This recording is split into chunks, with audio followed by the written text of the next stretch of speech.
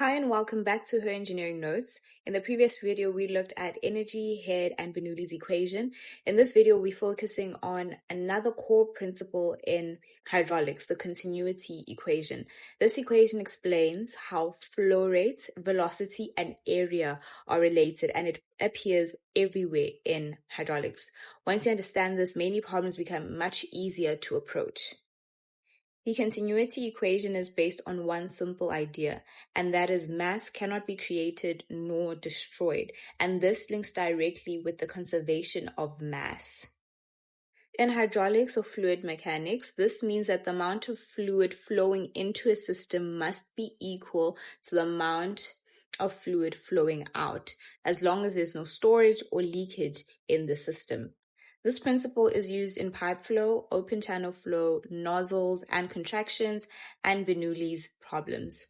So if you understand continuity, you already understand a big part of hydraulics. I would highly advise that you go through the derivation and actually understand it.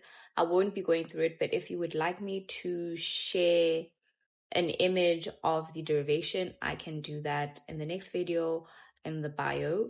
Just comment down below and I'll do that. So for the continuity equation, we look at flow rate, which is Q. Flow rate is the volume of fluid passing a point per unit time, which would be Q equals volume over time. But now the flow rate is dependent on two things, which is the cross-sectional area of the pipe and the velocity of the fluid. Then we use the equation Q equals AV, because if a fluid is flowing through a pipe, the volume passing a section depends on how fast it's moving, which is the velocity of the fluid, and how big the pipe is, which is the cross-sectional area of the pipe. Now let's apply the continuity equation between two different sections of flow.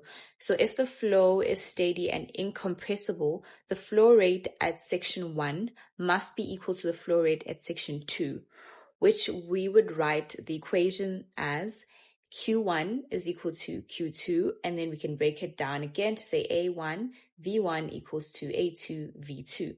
So if the area increases, velocity decreases, or if the area decreases, velocity increases. And this explains why fluid speeds up in narrower pipes. So like if you take a hose pipe and you squeeze it, you'll realize that the water starts flowing faster because there's less area in which the water has to flow out.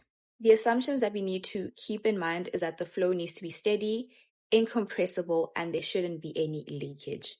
Bye. See you in the next video. Don't forget to like, comment, and subscribe so you can know when I post the next video.